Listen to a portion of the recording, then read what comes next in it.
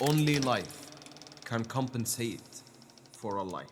We will accept anything you leave here, but don't ever take anything away from us. This is the law of retribution, the motto of Meteor City, the place where the Phantom Troupe originated from, an abandoned city, not recognized by humanity. And in this video, we will explore the origin of the Phantom Troupe as it's revealed in chapter 395 through 397. So, spoilers ahead. And let's start. So, my friends, what does Sentai mean? Translated from Japanese, it means a group or a squadron. Maybe call it a task force. In the 70s, a show was created called the Super Sentai. The whole idea behind a show like this is that it combines the colorfulness and playfulness of cartoons and it puts them into live action simple stories. Are you following me here? Do you see the exact show that I'm talking about? It was a huge hit. In the show, the 5 main characters, the superheroes, fight a monster that becomes big. So in order for them to win, they also have to combine their powers and become a big entity. This fascination with fighting a big monster is apparent in all of Japanese fiction. And also there is an obsession of something big being controlled by someone, and these two big things fight each other. Also what is known as mecha anime. But nevertheless, this type of show was extremely popular, and when it was exported outside of Japan, it also became very popular. It was known across the world as the Mighty Morphin Power Rangers. Go, Power Rangers! For some reason, kids really enjoy it when simple characters go on simple adventures and by the end they fight a big monster. Now imagine if you were a kid who lived in Meteor City, the fictional city in the world of Hunter x Hunter, digging around the dirt all day, nothing to do, and surrounded by poverty everywhere. And all of a sudden, you find a VHS tape with Power Rangers episodes on it. Believe me, in that condition, finding an episode of Power Rangers would be the best thing that ever happened to you. And that was the case with young Chrollo, a smart kid looking in the dirt with his friends, Chalnark and Franklin. And as soon as he finds the tape, danger appears. He wants to take the VHS tape to himself. We know later that Uvo and Chrollo would be amazing friends, but at the time, they were kids fighting, as kids do, over silly things. And we see that Chrollo, way back when he was little, he was, to be honest, a wimp. He gets bullied by most of the kids in Meteor City, and he is somewhat of a nerd, not in a good way. He's just weird compared to the other kids that are living in Meteor City. Franklin helps Chrollo, and Chrollo gets away with the tape. However, he is now cornered by none other than Finks and Phaeton. He gives them the tape, and here we get our first glimpse of young Chrollo's wit. He has concealed the real tape in his pocket and he gave Finks a fake one. And on he went. Where? To the church of all religions. One thing you have to understand is that these chapters are not only to show us the origin of the Phantom Troupe. No, it helps build the world of Hunter x Hunter more. We now understand more about Meteor City. We understand the darkness that surrounds this place because it is excluded from the world. Yet by their exclusion, the community of Meteor City became somewhat of a socialist community by default because they had no other choice. That was like hinted at by the response that Franklin gave to Uvogin, and by the availability of a church for every faith. In that church, there is a video room that Chrollo spends a lot of time in, and 11-year-old Chrollo finds Paku in the video room. After that, Chrollo inserts the tape, and we find out that it's blank. If you remember, this tape was set up all the way back when we first met the Phantom Troupe. It's part of their story. It's very, very important. And now we finally understand why it is so important. What is on that tape is an episode of the Mighty Sweeping Power Cleaners. Goldmine. For kids with nothing to do in the worst place on earth, coming across this is a big deal. However, the show is in a different language, but Paku says it's okay, we can gather the kids and watch the show only for the action. But young Chrollo will not settle for that. Being the kid genius that he is, speaking the language of the episode that is shown, he decides to dub the show. And after he dubs the show, all of the kids in Meteor City can enjoy this episode. Keep in mind that he will not gain anything from doing that. He will not get extra credit from the church. The kids in Meteor City will not like him more for doing that. No, he just decides to do that thing because he wants to do it and he sees it as a good thing to do for his community. That's all. And he's going to start writing the script and he needs some help. Hey Paku. And before he can even ask her, Paku already knows what he's going to say. And that's an obvious setup for her powers. She's always been this way, and that's a common theme with specialists. They just have this certain thing that is unique to them, that identifies them, and that's why they're special. He asks her to bring Sheila and Sarasa to help him with the dub. Sarasa is very important. She's a friend of Chrollo, and she loves his idea. They get to working and produce the first show. Ladies and gentlemen, Chrollo and company introduce the Mighty Sweeping Power Cleaners. Pirated and dubbed. It cannot get any more meta than that. And it turns out to be a huge hit. The kids love the episode and everyone wanted to thank Chrollo. And now let's go to one of the best panels in that flashback. This is the one.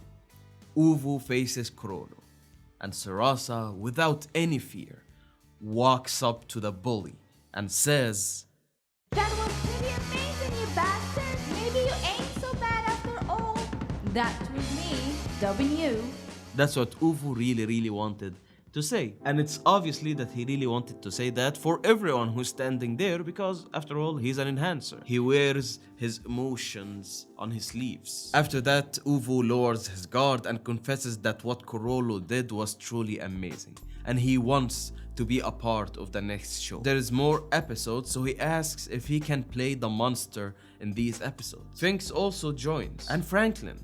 Everyone wants to take part and play a certain ranger, and thus they became the Something Troupe.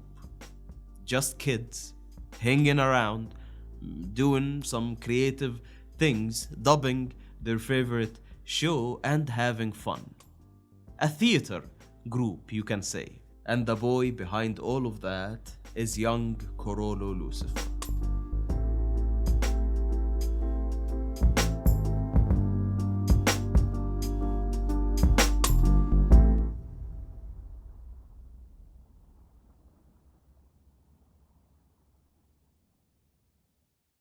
Everything that we know about the Phantom Troupe is explained here. Their powers, their dynamic, the way they look at the world is explained in these 3 chapters. And it's all connected. You just gotta love it when Paco points out Sheila's double life and why Sheila should play the twin of the ranger she already plays. Here you go, another hint that Sheila has this within her. She lives a double life, and later on she will adapt a different persona. Yes, I am a Sheila Pariston truther. Yes, if that's not obvious enough. The signs are there. okay? Made a whole video about it and all. I mean, literally, this sentence does not add anything to the story, yet Togashi put it here. Decided to include it anyway.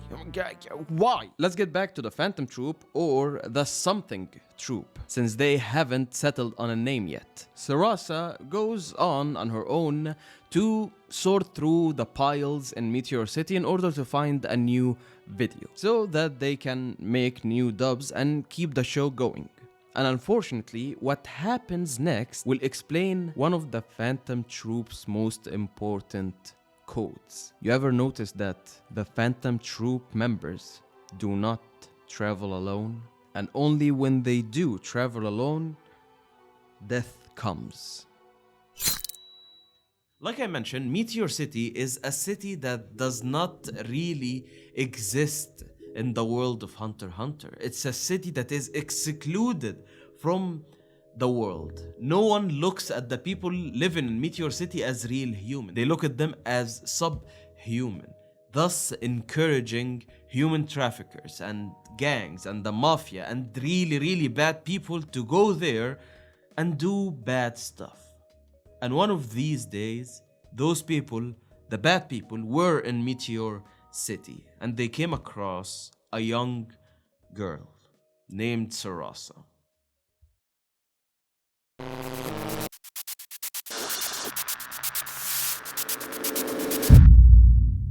And after the troupe found her, Uvo, the hot-headed one, seeks revenge immediately. However, he is stopped by none other than Chrollo, the one that seemed most troubled by what happened to Sarasa. But he did not stop Uvogin because he didn't want revenge. No, he wanted revenge. However, he wanted to go at it in a smart way, and also a very messed up way. As it's mentioned in the law of retribution, only life can compensate for a life. We will accept anything you leave here, but don't ever take anything away from us. Chrollo is a really smart kid.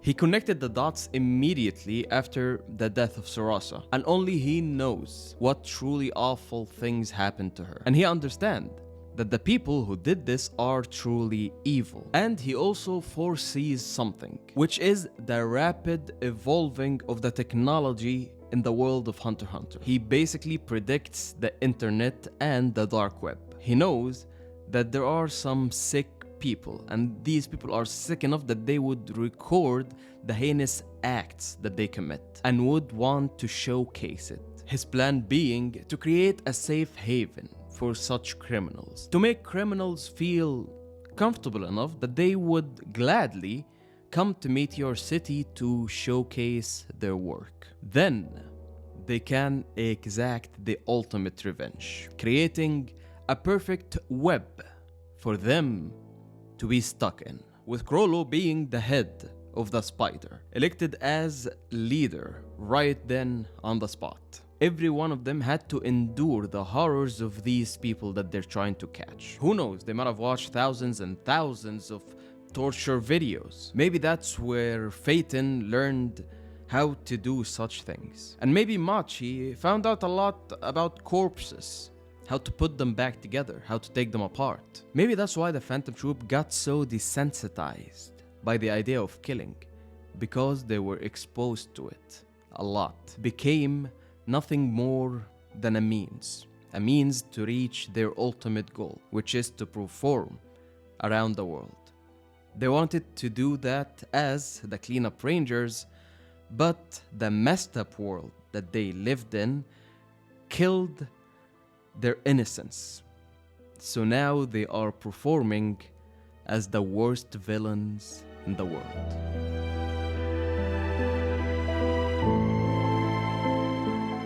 In the span of 3 years, Chrollo went from this to this. And I believe that's when he said this. お前たちが手足は頭の指令に対して忠実に動くのが大原則だ。が、それは機能としての話で見極めを誤るな。俺の命令は最優先だが、俺を最優先に生かすことはない。生かすべきは個人ではなく。A lot of artists from around the world make art in order to shock the one viewing that art. And you can say that that's revolting, that really does not accomplish anything. Yes, your art is shocking, but what's really the point? You could argue that the point this artist is trying to achieve is making you talk about his art, and in that sense, the artist achieved his goal. And the huge argument that comes from artists is that it is a necessity that art must shock you. And you have to understand that most artists from around the world are selfish creatures. And even if no one in the world would understand what is their goal, they will keep doing what they're doing no matter what. And that's what I believe the Phantom Troupe is doing. They're taking the idea of making art that shocks people to its absolute extreme and performing at such level that literally they become notorious with what they're doing. And of course, nothing can justify the atrocities that the Phantom Troupe has committed, but when you see where they came from, when you understand what happened to them and the circumstances that they were put in, you can somewhat, if you squint your eyes, see it. It's not a good thing. And they know that this is not a good thing that they're doing, but they're going at it from this angle, from an angle of performance, high level performance. なぜ自分たちと関わりのない人間を殺せるの？